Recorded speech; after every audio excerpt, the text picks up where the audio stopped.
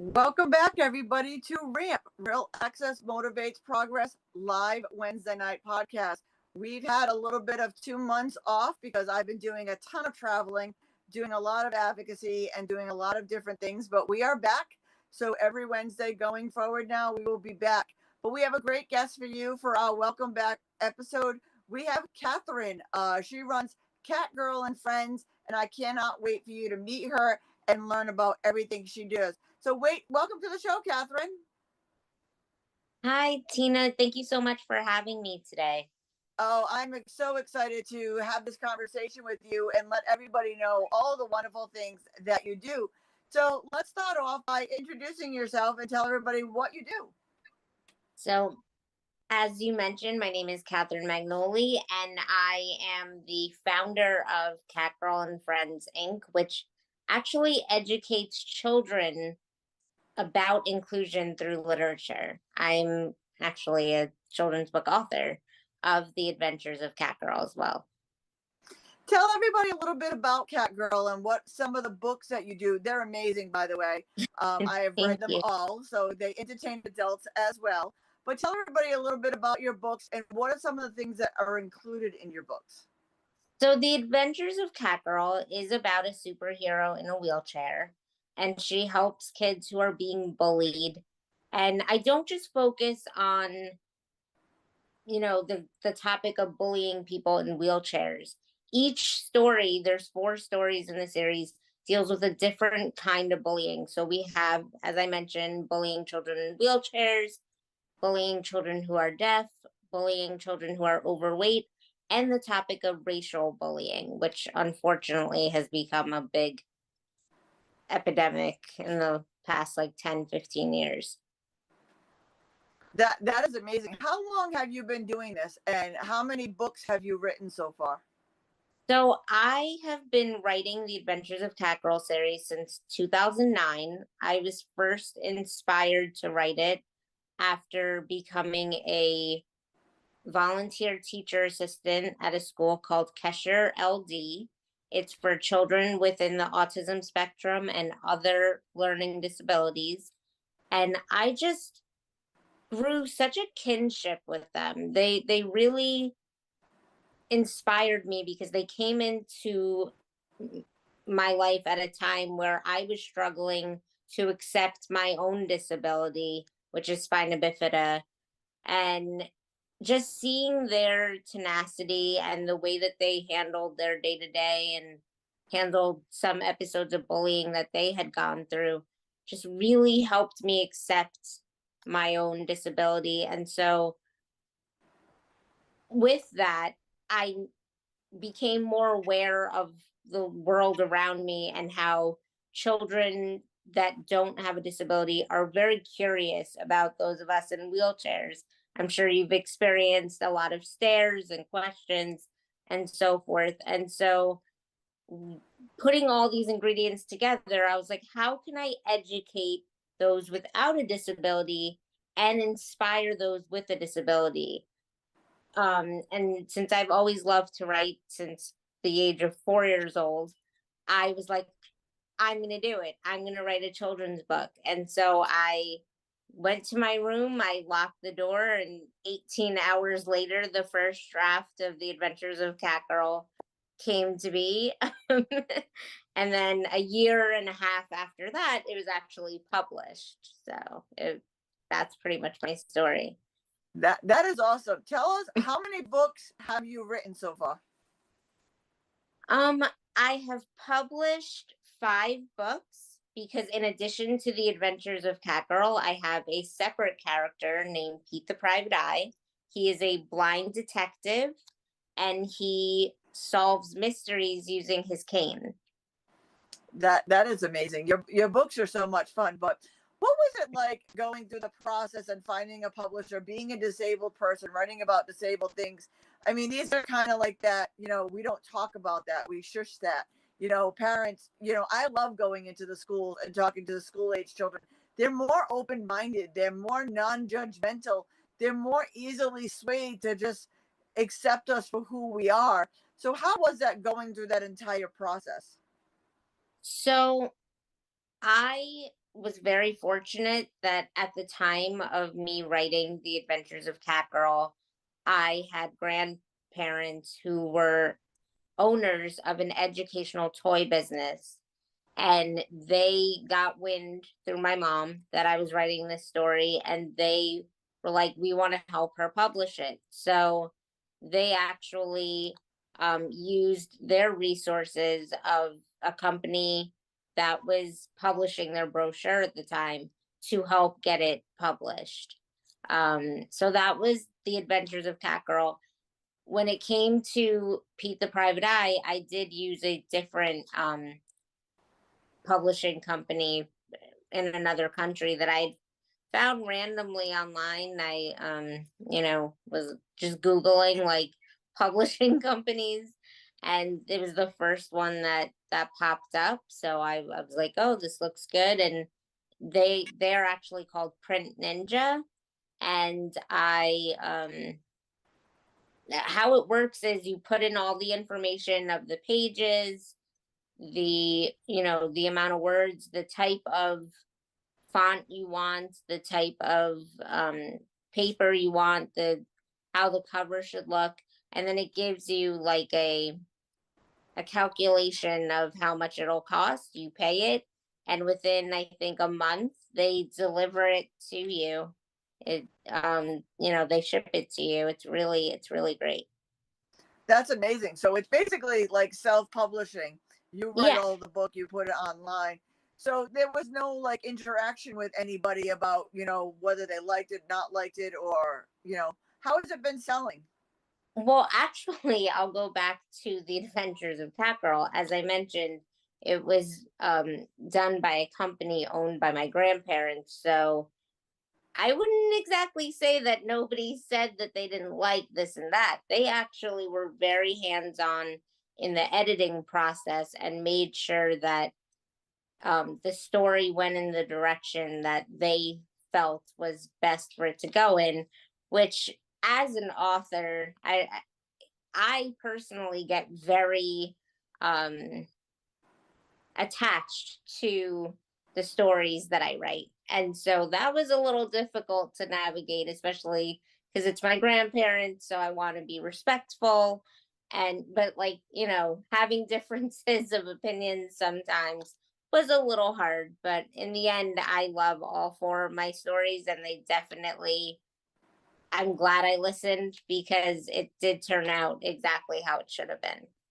Oh yeah, it's great getting feedback because we have it in our minds one way from our point of view, but opening our perspectives to another point of view, makes the story go in a better direction.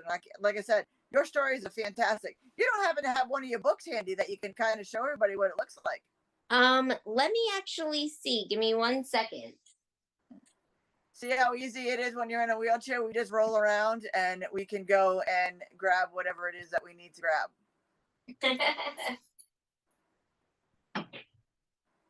She will be right back. But The Adventures of KatGirl, I believe there's 4 books to that story, are absolutely fantastic, and every child should be able to read it. And I also think it's a good eye opener for adults. Like I said, I'm an adult and I read them and I thoroughly enjoyed, and I actually even learned some things that I didn't realize before. So, which one's this?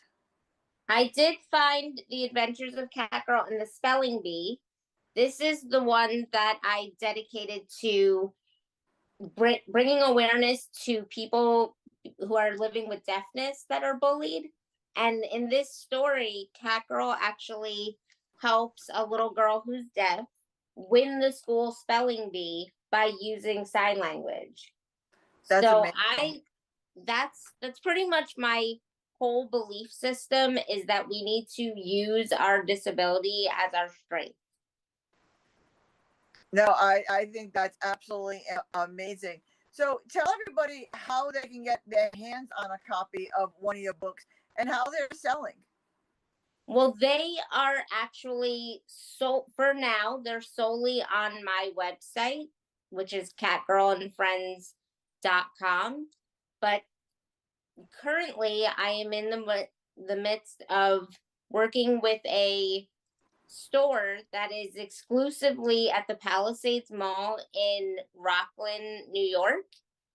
And they have a store called Bridges, which is to showcase entrepreneurs with disabilities and showcase their products. So they contacted me about a week ago, and we're kind of getting the logistics of pricing and so forth, squared away. And I will be able to, ship them a portion of my inventory, and they'll be putting it on their shelves. I have to tell you, Bridges is absolutely amazing. One of my dear friends and board member, she created the Lap Snap, which is a shopping basket for wheelchair users that straps right to you. It's amazing. And Wow. Bridges sells her product. She's actually been out there, to demo her product and everything. And Bridges actually sells her product as well. So Bridges is amazing. So it's so amazing that you can set up. But give your website again so those who aren't in New York can still get their hands on one of your stories. So it's catgirlandfriends.com, and catgirl is spelled KATGIRL and AND, friends FRIENDS.com. And we will put that in the comments below so that way you will be able to just click on it and go check out some of the stories. But tell us a little bit about what it's been like since 2009 writing these stories and the feedback that you've been getting from the communities.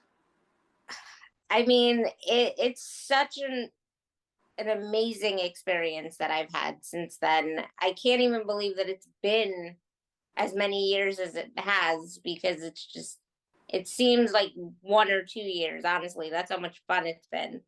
I mean, it started out slow. I really was just kind of calling up schools like, hey, I have this book. Can I come, read to your kids? And sometimes I would get a yay, and sometimes I would get a nay. Which, I learned is just a part of the experience. But now it's like I just get emails from people that I've never met, and they're like, hey, I heard about you from so and so. Are you available to come on this date? We're having, a career day, or we're having an anti-bullying event. We would love for you to be a part of it. So it's really more word of mouth now. And I love, and which is great, but I also love the emails that I get from the schools that I went to like 10 years ago, and they still invite me back. So that's really, really cool too.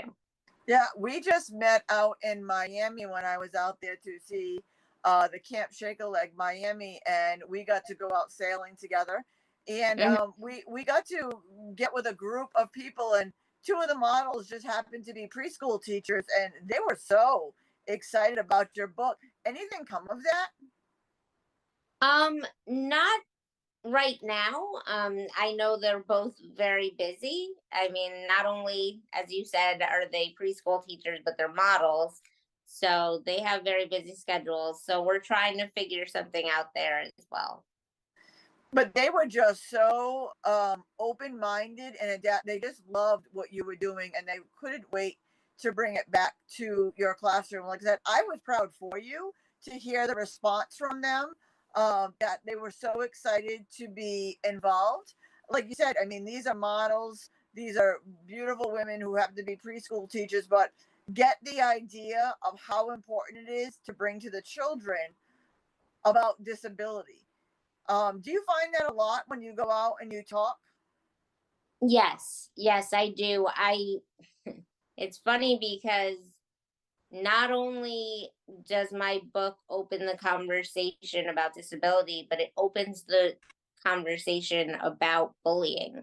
So a lot of the time, kids with and without disabilities will be like, I was bullied in third grade, or I was bullied in kindergarten, or, and so it brings out that conversation, which to me is a form of inclusion, because it shows that you can be with or without a disability and still have someone that's going to, maybe not treat you the way that you deserve. Yeah, no, that is so true. Now, besides your cat girl and your book writing, you are an amazing disability advocate out in Miami where you live.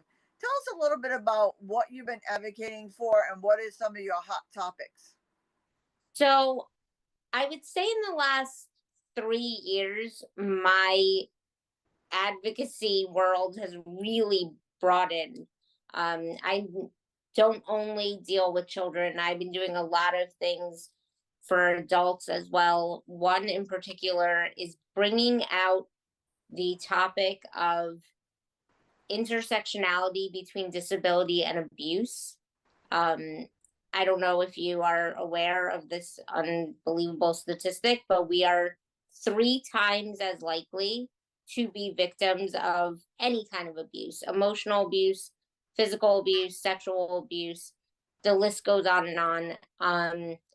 And I recently, within the last 3 years, joined an amazing organization called the Miami Inclusion Alliance that actually brings this topic to light to other organizations that are dealing within the domestic violence and sexual assault realm.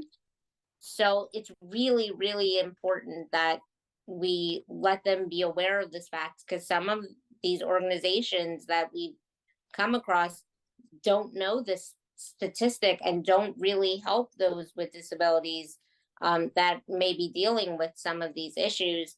So we've definitely, educated a few organizations, and we've educated even the judicial system. Judges here in South Florida have gotten wind of what we're doing, and they've wanted us to do workshops for them, so they are more aware of this, and so they are more um, sensitive to those with disabilities who come into their courtroom Yeah, to and I say mean their for those story. Yeah, for those that are watching, I mean, some of the basics, just so you could understand this.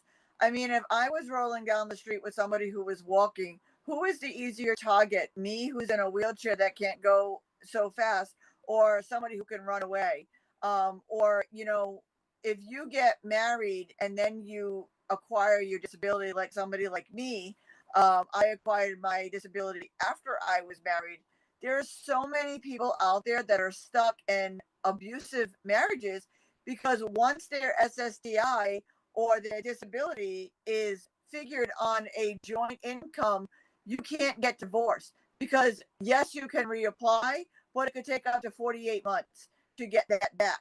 We can't have a lot of things in our name because we can't have more than $2,000, I believe it is, to our name. So we're stuck, we're trapped.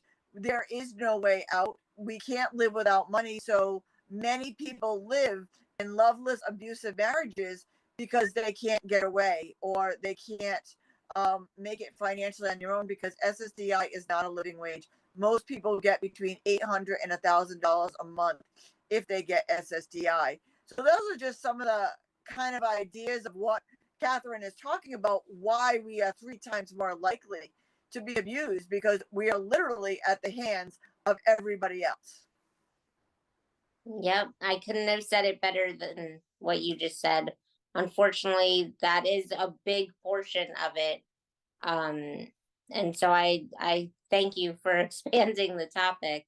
Yeah. In addition to Miami Inclusion Alliance, I've also gotten into a lot of public speaking at the university level, where I go into universities and I talk to, future doctors and physician assistants and teachers, and I talk to them about disability etiquette and how to treat a patient or a student that goes into their classroom, because a lot of the time, I can speak from my experience, my teachers didn't really know how to navigate the whole, how do I include, this person with a disability amongst all these people that don't have a disability. And that's not to blame them, they just weren't educated at the time. And so I definitely think that it's important for people with disabilities to share their experience, strength, and hope to those that are coming up into those careers, and tell them, like, hey, this is what needs to be done. Yeah, no, I totally agree because I do the same thing out and about. And, one of the things I really enjoy doing is talking to upcoming OTs and PTs because, they'll do their practicals on each other. But, how much are they doing that? They're in a classroom, but when you bring somebody like us in, when, we can show them different things and we could do hands on the way that we are is really eye opening to them. And etiquette is so important because me and we're both in wheelchairs, but we both have definite different abilities. We both can do, or our range of motion or our range of activity is completely different. I Hmm. remember being in a room of 35 wheelchair users and not two of us were alike. The best thing that people can do is treat us like normal people and ask because we can all do something a little bit differently. We can all somewhat get to the point of it, but the best way we could say is ask. Don't just assume we can't do it. Ask, because I'll tell you, I was swinging a sledgehammer and knocking down a house, and people didn't believe I could do that. So, best free therapy ever, by the way. Everybody needs to try it. No, and I just want to expand a little bit on what you said, because I actually, and I forgot to mention this, one of the things I do is I talk to OT and PT students as well. Most recently, I went to St. Augustine University in Coral Gables, where I talked to the physical therapy students. And I loved what you just said, that not every wheelchair user is the same, but I want to take it one step further, because not everyone with the same diagnosis is the same either. Like, for example, people with spina bifida were actually called the snowflake disability because there's no two people with spina bifida that are the same. Um, Honestly, I mean, because it's such a wide spectrum. I think there's 5 levels of spina bifida. So there's people that can walk with a cane or a walker, but then there's people like me that are, wheelchair users. Or there's people that, not to get too medical, but there's people that maybe still use Depends, and I myself do not. So there's different levels of spina bifida even that are Yeah, I mean, so different from one I another. just went to Roll on Capitol Hill, and we had almost 200 wheelchair users. Um, and I talked to most of them because I'm very shy and quiet. I talked to most of them, and I couldn't find two that were the same. Different range of motion, different accidents. Even if their level was the same, if they were C5s or T5s or whatever, complete or incomplete, everybody had a different feeling level. Everybody had a different level. Everybody had a different way of getting around it. So, spinal cord injury, spinal bifida, no matter what, we're all different. We're just like everybody else. You can't find two walking people that have the same way of doing something or the same ability. Everybody does things differently. We in the disability community are no different. So, you going out and speaking and me going out and speaking, that's important for us to do. Definitely. Definitely, because I think, especially as advocates, it's important for us to just educate people. That, What do to you me, find? Yeah. yeah. What do you find is the most surprising thing for people when you go out and about? Um, my mom is a big stickler for tell people what you do when they say God bless you, because personally I just don't like it. I feel like it's kind of demeaning to say God bless you to me just because you see me going to a Walgreens independently. I don't see why you would need to bless me because of that. Right. So I've gotten into, and I normally used to ignore it, but my mom was like, use this as a teaching moment. Tell these people what it is that you do, And so I'll give you an example. I was in like one of those convenience stores that you see in like an Yep. airport, and a guy said, "God bless you" to me. And I wheeled away and I was like, whatever. And my mom was like, no, no, no, turn around, tell him who you are. And at the time, I think I was Miss Wheelchair. And so I told him, you know, who I was and what I do and all about my books. And by the end of it, he was like, oh my God, you're amazing. He's like, can I please take a picture with you and write about you on my social media? And I was like, sure. And so after that moment, I realized like that is a teaching tool that I can use to kind of break that whole like, oh, you're less than me, so I'm gonna bless you right now. Right, So right. you feel better and you feel, hopeful for the future. So anytime I come across a person that says God bless you, I always educate them. That's great. One of the most surprising things that I find, like especially that I've been traveling like crazy, is people are shocked that I travel alone. They're like, let somebody watch that for you. I'm like, I am that somebody. Or let somebody take that suitcase for you. I'm like, I am that somebody. Like, people are so shocked that Yeah. I travel alone, but Velcro and strapping things to your motorized wheelchair, you can roll through anything and you can take anything with you. It makes life really easy. But I think people seeing me rolling around by myself through these airports, at these events, at these conventions, is eye opening to them, saying she doesn't need help. You know what I mean? She's just like us. She just needs access. And Yeah. it takes away where I have to educate them about who I am and more of just tell them where I want to go and what I want them to do going forward. Mhm. No, I agree because when we are in a situation that we're on our own, it's really up to us to tell people like this is what I need, this is my limitation, this is what I can do. So these are all important things to know and to feel comfortable expressing to whoever's around you. Yeah, I mean, when I went out to Miami, me, Harry, and Claudia went out sailing, just the three of us. And everybody's like, "You need somebody with you?" I'm like, "No, we're fine." Three wheelchair users out in the water in Miami, was kind of shocking to people. I'm like, "We're good." Yeah. Yeah. So what else do you do? Like I said, you're just like me. You're just as busy as I am. So I know there's a lot of other stuff going on your plates. So lastly, I was just awarded a plaque. I don't know if you can see it, it's behind me.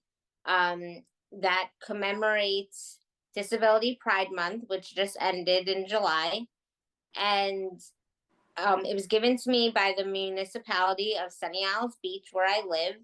And it's just to, observe Disability Pride Month and say that from this day forward, Sunny Isles Beach will recognize Disability Pride Month. And with that, it opened up the conversation of beach access, which currently Sunny Isles Beach only has one beach here that is accessible for people with disabilities. And I am hoping to change that in the near future. I just met with the mayor and we discussed a couple of options of different beaches that would be good to have accessibility in. Her name is Mayor Larissa Spetchin, and she's very, very adamant in making sure that we do recognize Disability Pride Month. And if one of the ways is building more accessibility in Sunny Isles, then she's all for it. So we're in the midst of figuring out, which beaches we can touch and which we can't, because from my understanding, some of them are county owned. And so you need to get permission from the county before you do anything as far as beach accessibility. Yeah, that is so important. We're the ocean state, and we don't have any beaches that are fully accessible to us. But we're working on that well. So I'm looking forward to following your progress, and what legislation that you write out there in Miami, so we can copy it down here in Rhode Island. I'm very blessed that Definitely. yeah, I'm definitely blessed down here that I have full access to my governor, lieutenant governor, my congressmen and senators. We're such a small state; you can do the entire state in an hour and a half, from one end of the state to the other. And I forget that when I go out to something like Roll on Capitol Hill, and I'm like, I'm 4 hours from my senator, or I'm 5 hours from my capital. And I'm like, I don't even need to come to Washington. I talk to mine on a weekly basis. So I realize how blessed I am. But that means that we can use Rhode Island as a demo state. If we can get it done here in Rhode Island, we can model that, and Yeah. bring it to other states. Like, we're the only state that has the home modification grant. We're the only state that has the workability grant, which gives every business $5,000 to become accessible with the $15,000 in tax breaks.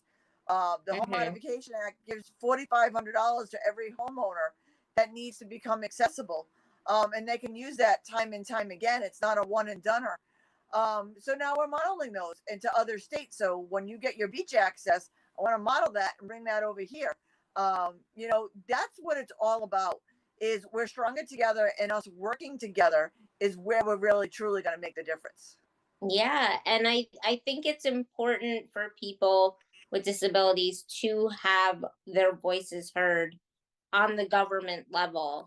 Um, Going back to the beach that is accessible here in Sunny Isles, that was actually my doing when I was Miss Wheelchair Florida in 2017. One of my obligations, which I'm sure you remember, is to make system change. So I thought about it and I was like, what's better system change than getting beach access?